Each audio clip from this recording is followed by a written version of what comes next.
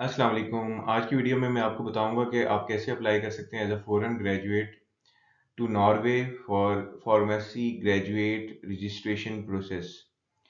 इसमें हम वीडियो को मैंने 2-3 हिस्सों में डिवाइड कर दिया। उसमें हमारे पास कंप्लीट डॉक्यूमेंटेशन का प्रोसीजर क्या है, कौन-कौन से डॉक्यूमेंट्स रिक्वायर्ड होंगे, एप्लीकेशन का प्रोसेस क्या है, एप्लीकेशन प्रोसीजर्स के लिए जिन वेबसाइट्स पे जाना है उनके वहाँ पे फॉर्म्स को कैसे फिल करना है, वीज़ा प्रोसीजर्स क्या है, टोटल एक्सपेंसेस कितने हो सकते हैं, स्टडी मटेरियल या गाइडेंस प्रिपरेशन के लिए मैं आपको लास्टली बताऊँगा।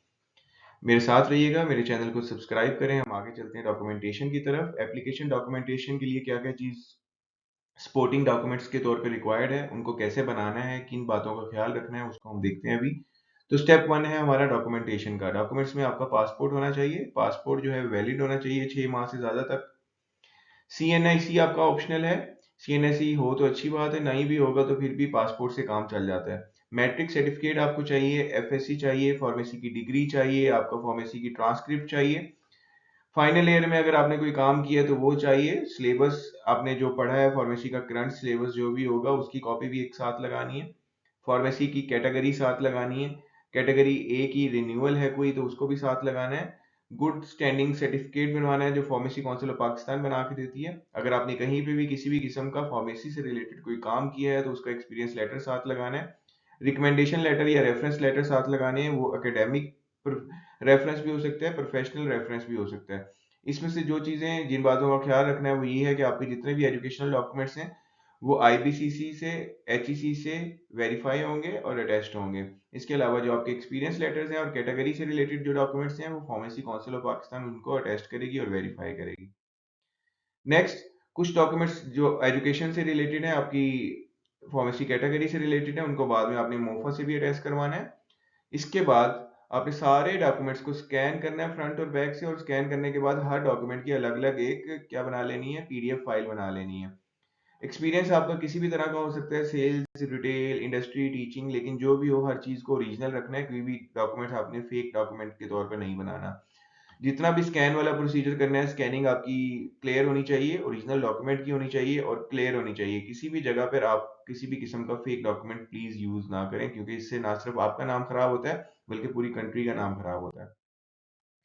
Application process for applying as pharmacist in Norway, इसका तरीकाकार क्या है, इसके स्टेप्स क्या हैं? एप्लीकेशन प्रोसेस के लिए हमने जो साइट यूज़ करनी है, वो जो नॉर्वेजियन पोर्टल है उसका नाम एल्टिन है। एल्टिन को स्टार्ट करने से पहले हम एक साइट पे अपने बाकी प्रीलिमिनरी प्रोसीजर्स करते हैं। जैसे आप किसी भी वेबसाइट पे पहले कोई भी अपना अकाउंट बनाते हैं, लॉगिन अकाउंट या साइन अप अकाउंट, इसी तरह से www.sak.no पे आपने जाना है। वहाँ पे जो लैंग्वेज है उसको आपने इंग्लिश में चूज़ कर लेना है, और इंग्लिश में चूज़ करने के बाद आपके पास डिफरेंट तरह के कॉलम्स आएँगे। उन कॉलम्स में आपने अपनी डिटेल्स लिखनी है, जैसे आप कोई भी याहू का, जीमेल का या किसी भी वेबसाइट का अकाउंट या लॉगिन या साइन अप प्रोसीजर्स के लिए जो-जो भी चीज़ें आप डालते हैं, तो इसमें आपने अपना नाम लिखना है, फुल नेम लिखना है। फुल नेम लिखने के बाद अपने एड्रेस लिखना है, अपना मोबाइल नंबर लिखना है, फिर नेक्स्ट पे क्लिक करना है। देन आपका एप्लीकेशन किस लिए करना चाहते हैं उसकी ऑथराइजेशन वाला एक ब्लू कलर का नीचे सबसे एंड में बटन आ रहा होता है, उस बटन पे क्लिक करना है। मैं आपको दिखाऊँगा अभी थोड़ी देर में ये सारे प्रोसीजर्स वेबसाइट के पेजेस को हम बाकायदा वहाँ जाके देखेंगे कि हमने किस-किस बटन को कैसे-कैसे क्लिक करना है और वहाँ पे क्या लिखना है, क्या इन्फॉर्मेशन वहाँ पे डालनी चाहिए। फिर आपने अपने प्रोफेशन को क्लिक करना है, और प्रोफेशन पे क्लिक करने के बाद आप प्रिस्क्रिप्शनिस्ट को क्लिक करना है। ये बहुत इंपॉर्टेंट स्टेप है, क्योंकि यहाँ पे हमने अप्रूवल लेनी होती है कि हम किस लिए अप्लाई कर रहे हैं। देन आपने ऑथराइजेशन और लाइसेंस पे क्लिक करने के बाद ऑथराइजेशन स्लैश लाइसेंस की एक टैब आती है ब्लू कलर की, आपने वहां पे क्लिक करना और नेक्स्ट पे क्लिक कर देना है। यहाँ पे कुछ बातें मैंने लिखी हैं जो बहुत ही ज़्यादा इंपॉर्टेंट है। बहुत सारे फार्मासिस्ट फ्रेंड्स ऐसे होते हैं जो बहुत गलतियाँ कर रहे होते हैं। हमने अगर नॉर्वे में अप्लाई करना है, तो हम अगर फार्मासिस्ट के लिए अप्लाई करना चाहते हैं तो हमारा नॉर्वेजियन मास्टर होना लाज़मी है। मैं फिर से रिपीट करता हूँ, नॉर्वेजियन मास्टर होना लाज़मी है। अगर हमने पाकिस्तान से मास्टर्स या एमफिल किया है तो उसको फार्मासिस्ट की अप्लाई करने के लिए हम एलिजिबल नहीं हैं, क्योंकि हमारी उस डिग्री के अंदर कोई भी क्लिनिकल एक्सपीरियंस नहीं होता। नॉर्वेजियन मास्टर्स के अंदर क्लिनिकल ट्रेनिंग और प्रैक्टिस इन्वॉल्व है। इसीलिए उसको फिल करने के लिए हम क्या करते हैं, सबसे पहले हम उस तरह का एक्सपीरियंस लेते हैं। और अगर आप सिंपल फार्मासिस्ट हैं, और सिंपल फार्मासिस्ट हैं तो यानी कि फॉर्म भी किया हुआ है या आपकी बी फार्मेसी है, या आपने मास्टर्स किया हुआ है, तब भी अगर आप फर्स्ट टाइम अप्लाई कर रहे हैं तो मेरा आपको ये मशवरा है कि जब आप प्रोफेशन को चूज करें, प्रिस्क्रिप्शनिस्ट को यूज करें, प्रिस्क्रिप्शनिस्ट की टैब को यूज करें, फार्मासिस्ट की टैब को डायरेक्ट आप सिलेक्ट ना करें, क्योंकि आप एलिजिबल नहीं है और आपकी एप्लीकेशन वहीं से कैंसिल हो जाएगी जब आप अपने डॉक्यूमेंट्स उनको सपोर्टिंग साथ लगाएंगे और आप उनके रिक्वायर्ड प्रोसीजर पे पूरा नहीं उतरते होंगे, तो आप वहां पे क्या होंगे, रिजेक्ट कर दिए जाएंगे या आपकी एप्लीकेशन अप्रूव नहीं होगी। तो अगर आप फर्स्ट टाइम अप्लाई कर रहे हैं फॉर्म डी के बाद, फार्मेसी के बाद या मास्टर्स के बाद, तो आप प्रिस्क्रिप्शनिस्ट को चूज करें और फिर आगे जाएं। मेरा ख्याल है आपको इस बात की समझ आ गई होगी। फिर आपने अपनी एजुकेशन की टैब है उसको अच्छी तरह से फिल करना है। फिर आपका कोई भी एक्सपीरियंस है, चाहे वो किसी भी फार्मेसी रिलेटेड फील्ड से रिलेटेड हो, उसको वेरीफाई करवाना है आपने अपने एम्प्लॉयर से और फिर फार्मेसी काउंसिल से, और फिर आपने उसको भी, उस लेटर को भी साथ लगाना है। काइंडली आपको फिर कह रहा हूँ कि कोई भी किसी भी किस्म का फेक डॉक्यूमेंट इसके साथ ना लगाएं, क्योंकि ये ना सिर्फ आपकी बल्कि पाकिस्तान की भी बदनामी का बाइस बनता है। नेक्स्ट, जब आप सारा फॉर्म फिल कर लेते हैं उस वेबसाइट के ऊपर, तब आपने अटैचमेंट करनी होती है जो हमने पहले स्टेप में डॉक्यूमेंट्स बनाए हैं पीडीएफ की शक्ल में स्कैन करके। उन सारे डॉक्यूमेंट्स को आपने बाद में अटैच करना होता है।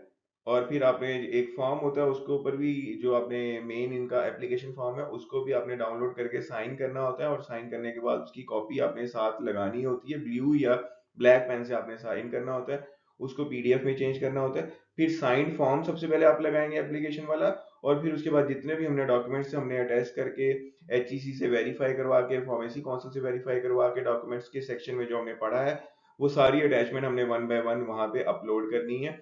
और अगर कोई अपने सही तरह से अपलोड नहीं की होगी तो उसका कलर रेड हो जाएगा। अदरवाइज उस वो जब पेज अगर बिल्कुल ओके होगा तो वो आपको प्रोसीड टू साइनिंग की तरफ ले जाएगा। प्रोसीड टू साइनिंग का मतलब ये है कि हर चीज ओके है और अब आप एप्लीकेशन फी जमा करवा सकते हैं, पेमेंट कर सकते हैं। तो ये इसका सिंपली एक प्रोसीजर है। पेमेंट जब आपने करनी होती है तो पेमेंट के लिए आप ऑनलाइन वीजा, मास्टर या क्रेडिट कार्ड को यूज कर सकते हैं ऑनलाइन पेमेंट के लिए। लेकिन इससे पहले चेक कर लें कि आपके जो बैंक है उसने आपकी इंटरनेशनल ऑनलाइन ट्रांजैक्शन को अलाउ किया हुआ है या नहीं किया हुआ। अगर नहीं किया हुआ तो अपने बैंक जाके इंटरनेशनल ट्रांजैक्शन को ऑन करवा लें, या उनके हेल्पलाइन पे कॉल करके इंटरनेशनल ट्रांजैक्शन को ऑन करवा लें। उसके बाद आप यहाँ पे ऑनलाइन अपना कार्ड नंबर डाल के ये नॉर्वेजियन करेंसी रेट्स के मुताबिक अपनी पेमेंट को प्रोसेस कर सकते हैं। सबसे लास्ट स्टेप जो है वो सिग्नेचर स्टेप वाला है। यहाँ पे आपने सबमिशन की रिसिप्ट को डाउनलोड करना है, और जब आप उसको डाउनलोड कर लेंगे लास्ट में पेमेंट के बाद, तो आपको एक ईमेल मिल जाएगी जिससे आपको पता चल जाएगा कि आपकी एप्लीकेशन जो है वो सक्सेसफुली क्या हो चुकी है, सबमिट हो चुकी है। आप अपनी एप्लीकेशन का जो ट्रैकिंग है वो भी दोबारा जाके देख सकते हैं वेबसाइट के ऊपर। उसका क्या प्रोसीजर होता है वो मैं आपको अभी नेक्स्ट बताऊंगा। अब हम वेबसाइट्स पे चलते हैं और वेबसाइट पे देखते हैं कि बारी बारी हमने कहाँ जाना है, कैसे क्लिक करना है, किन चीज़ों पे हमने लिखना है और क्या चीज़ हमने सही तौर पर करनी है। तो नेक्स्ट आगे चलते हैं वेब पेजेस पे और सीखते हैं कि कैसे हम नेक्स्ट स्टेप करें।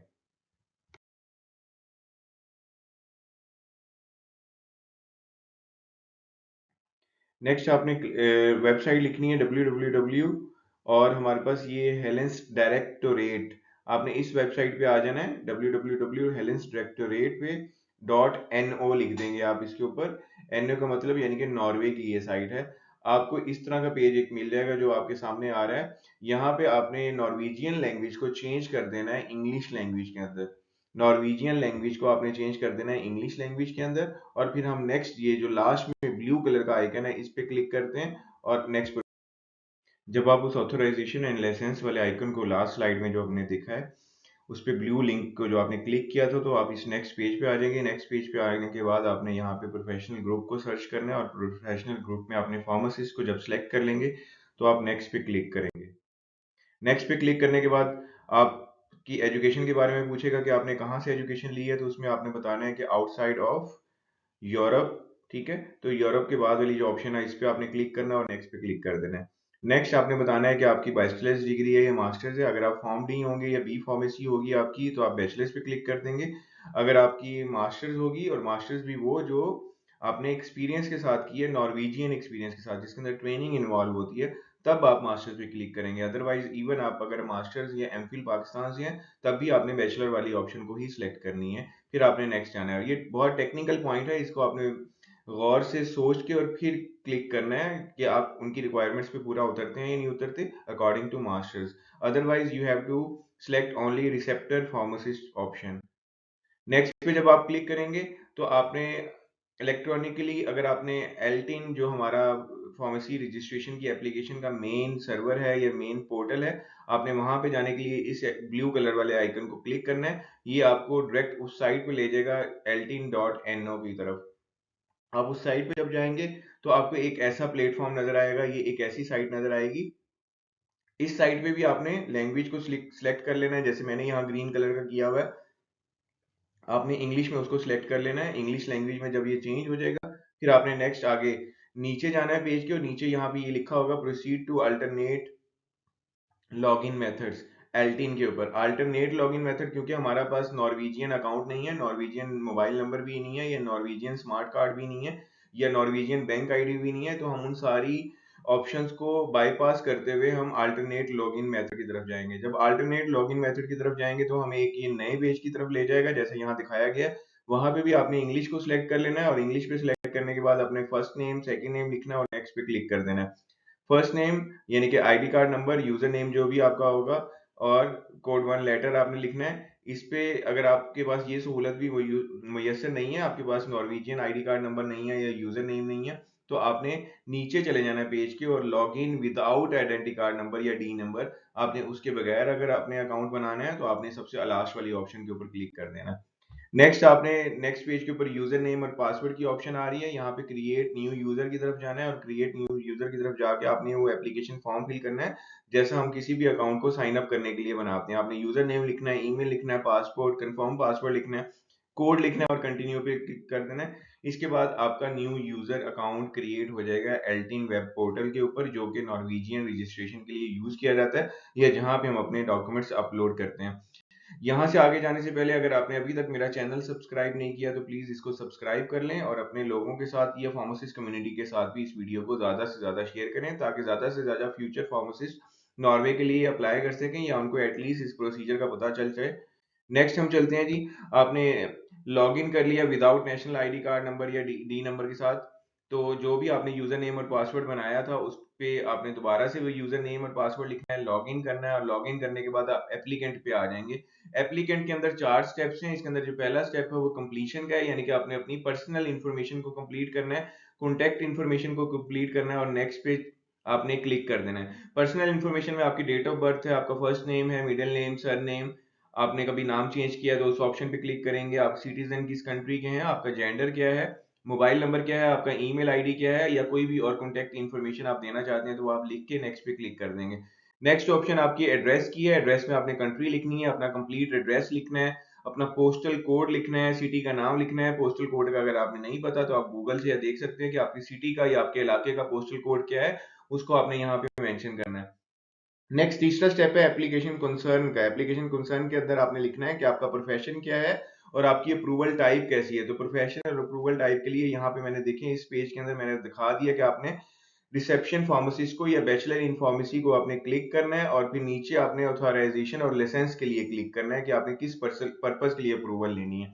यहाँ पे जब इन दो ऑप्शंस को आप क्लिक कर लेंगे तो आप नेक्स्ट पे आप क्लिक कर देंगे। नेक्स्ट प्रोसीजर जो है हमारा है वो हमारे पास है application form for authorization and license के लिए। आपने यहाँ पे सारी अटैचमेंट्स लगानी है, जो भी डॉक्यूमेंट्स हमने एजुकेशन के बनाए थे, अपने एक्सपीरियंस के, रेफरेंस लेटर के, कैटेगरी ए के, पासपोर्ट वाले, जो भी हमने स्टार्ट में डॉक्यूमेंटेशन पीडीएफ की शक्ल में बनाई थी वो सारी आपने यहाँ पे अपलोड करनी है। अपलोड करने के बाद आपने अपनी प्रोसीजर्स को, अटैचमेंट को जब पूरा लगा देंगे, उस सारे फॉर्म को, एप्लीकेशन फॉर्म को, सब कुछ यहाँ पे ओके कर देंगे, तो ये सारे स्टेप्स कंप्लीट हो जाएंगे। इसके बाद आपने साइनिंग वाला प्रोसीजर करना है। साइनिंग वाले प्रोसीजर की वजह जाने से पहले ये आपको कहेगा कि अपना पीडीएफ फॉर्म डाउनलोड करें और उसको साइन करें ब्लू या रेड पेन से, और इस फॉर्म को साइन इन करके दोबारा से अपलोड करें। अपलोड करने के बाद वो फॉर्म भी यहाँ पे आ जाएगा। फिर आपने क्या करना है, उस अटैचमेंट को अपने ये यहाँ पे वो अटैचमेंट वाला पार्ट भी आ गया कि आपने एप्लीकेशन फॉर्म, ऑथराइजेशन और लाइसेंस वाला उसका पीडीएफ वर्जन यहाँ से ले लेना है। यहाँ से लेने के बाद आपने उस अटैचमेंट को साइन करना है, साइन करने के बाद चेक करना है, और फिर प्रोसीड टू साइनिंग की तरफ चला जाना है। फिर आपने बाकी डॉक्यूमेंट्स को भी अटैच करना है, और अटैच करने के बाद आपने इस पूरी एप्लीकेशन को फिल करके यहाँ पे सबमिट करवा देना है। सबमिट करवाने के बाद आपके पास पेमेंट की ऑप्शन आ जाएगी। आपने वीजा कार्ड, डेबिट कार्ड या मास्टर कार्ड से इसकी पेमेंट कर देनी है, और अगर आप इस दौरान एप्लीकेशन को देखना चाहते हैं या चेंज करना चाहते हैं तो यहाँ पे साइड पे आर्चीव्ड का ऑप्शन आता है। जब आप आर्चीव्ड के ऑप्शन को क्लिक करते हैं तो आप अपनी एप्लीकेशन में से एडिटिंग कर सकते हैं, किसी चीज को डिलीट कर सकते हैं या अपडेट करके दोबारा से डाल भी सकते हैं। ये सारे प्रोसीजर जब आप तसल्ली के साथ कर लें, आप कंफर्म हो जाए कि हर चीज अब बिल्कुल ओके है, तो आप नेक्स्ट स्टेप की तरफ जा सकते हैं, जो कि सबमिशन है एप्लीकेशन फॉर्म की। और इसकी सारी डिटेल आपको माई मैसेज बॉक्स या आर्चीव्ड वाले कॉलम में मिल जाती है, जैसे अभी मैंने आपको लास्ट वेबसाइट पे या लास्ट वाले स्लाइड पे दिखाया है मैंने आपको। फिर आपने डॉक्यूमेंट्स रिसीविंग की हार्ड कॉपी आपको मिल जाती है तकरीबन 1 माह के अंदर अंदर नॉर्वे से, कि आपके डॉक्यूमेंट्स हमें मिल गए हैं। और आपको ईमेल भी आ जाती है कंफर्मेशन की। डॉक्यूमेंट्स के मिलने में या हार्ड कॉपी के मिलने में आपको अगर नहीं भी मिल रही तो कोई इतना बड़ा इशू नहीं है, क्योंकि आप अपनी सारी जो प्रोसीडिंग्स हैं आप इस वेबसाइट के ऊपर अपने जो आपने अपना अकाउंट बनाया है इसके अंदर आपको वो सारा कुछ नजर आ रहा होता है। ठीक है, कि आपकी एप्लीकेशन सक्सेसफुली कंप्लीट हो चुकी है रजिस्ट्रेशन प्रोसेस की। अब इस एप्लीकेशन ने वेरीफाई होना है, नॉर्वे वालों ने इस एप्लीकेशन को वेरीफाई करना है कि आप उसका लाइसेंस हासिल कर सकें डायरेक्टरेट ऑफ हेल्थ नॉर्वे से, जो आपको ईमेल के जरिए मिल सकता है या आपके पोस्टल एड्रेस के जरिए भी आपको मिल सकता है। लेकिन क्योंकि नॉर्वे में बहुत सारे लोग अप्लाई कर रहे होते हैं, उनके ऊपर बहुत सारा बर्डन है, आजकल के दिनों में हर बंदा ही नॉर्वे को अप्लाई कर रहा है, तो इस लिहाज से जो प्रोसीजर 3 से 6 माह का था वो तकरीबन अब 1 से 2 साल का हो चुका है। एप्लीकेशन वेरिफिकेशन में टाइम लग रहा है और यही प्रोसीजर 6 माह वाला 1 से 2 साल में पूरा हो रहा है। तो आपने तसल्ली रखनी है, जब वो पूरी वेरिफिकेशन कर लेंगे आपकी पूरी एप्लीकेशन की, तो आपको ईमेल भी भेज देंगे और आपको वो जो डॉक्यूमेंट है वो बाय पोस्ट भी भेज देंगे। फिर इसके बाद आपने अगर अपनी फॉर्म की, आपने जो कुछ भी अभी तक ऑनलाइन किया है, इसकी रजिस्ट्रेशन ऑनलाइन को अगर आप चेक करना चाहते हैं तो ये ऑनलाइन चेक करने का लिंक भी मैंने लिख दिया है। यहाँ पे अपनी डेट ऑफ बर्थ लिखेंगे, फैमिली नेम या लास्ट नेम लिखेंगे तो आपको अपनी एप्लीकेशन फिल करके या बता देगा या आपकी एप्लीकेशन खोल के दिखा देगा कि वो कहाँ तक पहुंची है। आपको अपडेटेड न्यूज़ मिल जाएगी सारी की सारी। नेक्स्ट हम देखते हैं कि वीज़ा प्रोसेस क्या है नॉर्वे का और इसके लिए हम क्या-क्या कर सकते हैं। इस पे जाने से पहले अगर आपने अभी तक मेरा चैनल सब्सक्राइब नहीं किया तो प्लीज़ इस चैनल को सब्सक्राइब कर लें, अपने दोस्तों के साथ, फार्मेसिस्ट कम्युनिटी के साथ शेयर करें, अपने सीनियर्स और जूनियर्स के साथ शेयर करें और इस वीडियो को ज़्यादा से ज़्यादा आगे पहुँचाएँ, ताकि लोगों को इसकी इन्फॉर्मेशन मिल सके कि नॉर्वे में जाना इतना ज़्यादा मुश्किल नहीं है। किसी भी कंसल्टेंट को किसी भी किस्म के पैसे देने की ज़रूरत नहीं है। आप अगर पढ़े लिखे हैं तो आप खुद से ये सारे काम कर सकते हैं और अपने पैसे बचा के नॉर्वे में एक अच्छा हेल्दी रजिस्टर्ड फार्मासिस्ट वाला जॉब कर सकते हैं। वीज़ा एप्लीकेशन अप्लाई करने से पहले आपने नॉर्वेजियन एम्बेसी में अंदर अपना रेजिडेंशियल कॉन्ट्रैक्ट लेटर जमा करवाना है। रेजिडेंशियल कॉन्ट्रैक्ट लेटर से मुराद यही है कि कोई भी हाउस कॉन्ट्रैक्ट जहाँ पे आप नॉर्वे में जहाँ पे रहेंगे उस घर का कॉन्ट्रैक्ट आपको चाहिए। और अगर आप हॉस्टल के लिए अप्लाई कर रहे हैं तो यूनिवर्सिटीज के हॉस्टल का जो कॉन्ट्रैक्ट है या आपने वहाँ पे एडमिशन लिया हुआ है किसी भी नॉर्वेजियन लैंग्वेज के अंदर, तो उस जहाँ पे आप रहते हैं तो उसका एक लेटर आपको या एडमिशन लेटर आपको चाहिए होगा। आइल्स आपको कम से कम 5.5 बैंड चाहिए। आप किसी भी नॉर्वेजियन पब्लिक यूनिवर्सिटी के अंदर आइल्स के बगैर दाखिला नहीं ले सकते। हाँ, अगर कोई लैंग्वेज सिखाने वाला कोई प्राइवेट इदारा है तो आपको वहां पे आइल्स के बगैर भी दाखिला मिल जाता है। डिपेंड करता है कि आप कितनी ज्यादा फीस भर सकते हैं, क्योंकि जितने भी प्राइवेट इंस्टीट्यूट जो लैंग्वेज सिखा रहे होते हैं वो आपको प्राइवेटली सिखा रहे होते हैं लैंग्वेज, और उसकी आपको एक अच्छी खासी अमाउंट भरनी पड़ती है। इसके अलावा आपको बैंक स्टेटमेंट चाहिए 19 से 20 लाख की। ठीक है, इसके अलावा आपको जब आप बैंक स्टेटमेंट शो करवा देते हैं तो आपके पास 5 चीजें होगी जो आपको वीजे के लिए चाहिए। एक आपका लेटर, कॉन्ट्रैक्ट लेटर जिसको आपने कहा, आपका एडमिशन लेटर, आपके आइल्स के बैंड्स हो गया आपके पास, आपकी बैंक स्टेटमेंट होगी, आपका पासपोर्ट हो गया। तो ये 5 चीजें आपको चाहिए। अगर आप चाहते हैं कि आप एज अ फार्मासिस्ट के तौर पे वहां जाएं तो डायरेक्टली आप एज अ फार्मासिस्ट के तौर पे नहीं जा सकते, क्योंकि आपको वहां पे नॉर्वेजियन लैंग्वेज हर हाल में चाहिए, या नॉर्वेजियन लैंग्वेज के इतने बैंड चाहिए जितने फार्मासिस्ट के लिए वहां पे लाजमी है। कम से कम 3 बैंड या बी या सी बैंड तक आपको वहां पे रिक्वायरमेंट होती है नॉर्वेजियन लैंग्वेज की, इसलिए नॉर्वेजियन लैंग्वेज सीखना लाजमी है। वैसे भी अगर आपने वहां पे कोई फार्मासिस्ट से रिलेटेड या फार्मेसी के अंदर कोई जॉब हासिल करनी है तब भी आपको नॉर्वेजियन लैंग्वेज का कोर्स करना पड़ता है। आप वहां पे जाते ही फार्मासिस्ट तो होते हैं, क्योंकि आपको लेटर घर पे रिसीव हो गया, आपके डॉक्यूमेंट्स वेरीफाई हो चुके हैं, आपने सब कुछ पे कर दिया, आपको पोस्टल एड्रेस के जरिए घर पे लाइसेंस फार्मासिस्ट का लेटर भी मिल चुका है। लेकिन वहां जाके आप कोई भी फार्मेसी के अंदर जॉब नहीं कर सकते, वो इस वजह से क्योंकि आपके पास नॉर्वेजियन लैंग्वेज का सर्टिफिकेट नहीं है। तो नॉर्वेजियन लैंग्वेज करने के लिए आपको वहां पे किसी भी एडमिशन लेना पड़ता है, किसी भी यूनिवर्सिटी के अंदर या प्राइवेट इंस्टीट्यूट के अंदर। और जब आप लैंग्वेज सीख जाते हैं, आपके पास सर्टिफिकेट आ जाता है, आप उसका एग्जाम दे देते हैं और बकायदा एक रिक्वायरमेंट जो नॉर्वे की है उसको पूरा कर लेते हैं, तभी आप आगे किसी फार्मासिस्ट पे या किसी फार्मेसी पे जॉब कर सकते हैं। और इसके अलावा भी अगर आपके पास ये सर्टिफिकेट नहीं है, आप वहाँ पे गए हैं और आप ऐसे हैं कि आप कहीं पे जॉब करना चाहते हैं, तो लैंग्वेज के साथ-साथ पढ़ते-पढ़ते आप 20 घंटे का कोई सा भी काम कर सकते हैं। ये लीगल भी है और इस तरह से आप अपने एक्सपेंसेस को मैनेज भी कर सकते हैं। नेक्स्ट, आपने अपनी एप्लीकेशन नॉर्वेजियन एम्बेसी में जमा करवानी है, इस्लामाबाद या लाहौर में। अपने ओरिजिनल डॉक्यूमेंट्स जो आपने एप्लीकेशन के लिए साथ लगाने हैं वो सब के सब साथ लगा देंगे। वीज़ा प्रोसेसिंग में कम से कम 2 से 6 माह लगते हैं। ये वीज़ा पोर्टल की साइट है www.udi.no, और अब इसको इंग्लिश लैंग्वेज में चेंज कर लेंगे। एम्बेसी में जितने भी डॉक्यूमेंट्स जमा करवाएं उसके अंदर आपने अपने फैमिली ट्री का सर्टिफिकेट भी साथ जमा कराना होता है, अपना बर्थ सर्टिफिकेट भी, अगर आप शादीशुदा हैं तो कंप्यूटराइज मैरिज कार्ड भी साथ लगाना होता है, या मैरिज सर्टिफिकेट है आपका तो उसको भी हैंड इन डॉक्यूमेंट्स के साथ जमा करवाना होता है। एम्बेसी आपको इंटरव्यू के लिए कॉल करती है और एवेल्युएशन के लिए आपको आपसे इंफॉर्मेशन लेती है, और फिर अगर वो सेटिस्फाई होती है तो 2 से 6 माह के अंदर आपको आपका वीजा मिल जाता है। नेक्स्ट है, हमने ट्रैवल करना है नॉर्वे पे, तो कितना एक्सपेंस आएगा, जितने भी हमने अभी तक प्रोसीजर्स देखे हैं उस पे टोटल कितना खर्चा आता है, हमें कितने तरह के डॉक्यूमेंट्स को साथ अटैच करने के लिए कितने पैसे रिक्वायर्ड है, हम वहाँ जहाँ के रहते हैं 1 साल के लिए जिसमें हम लैंग्वेज को सीख रहे होते हैं, तो उस लैंग्वेज सीखने के दौरान कितना खर्चा आता है, ये सब कुछ हम इस पोर्शन में पढ़ेंगे। जब आपको वीज़ा मिल जाता है, तो वीज़ा मिलने के बाद आपको पता होना चाहिए कि आपके पास कितने पैसे होने चाहिए हर चीज़ के लिए। अभी तक हमने जितने भी प्रोसीजर्स किए हैं, वन बाय वन मैं उनकी आपको डिटेल बताता हूँ। आपको जो डॉक्यूमेंट्स चाहिए उनके ऊपर कम से कम कितना खर्चा आएगा, तो एनआईसी हमारा या सीएनआईसी जो है हमारा, वो तकरीबन 750 का बन जाता है। पासपोर्ट की फीस डिपेंड करती है नंबर ऑफ पेजेस के ऊपर, तो एक मिनिमम 32 पेजेस वाला जो पासपोर्ट है 5500 का बन रहा है।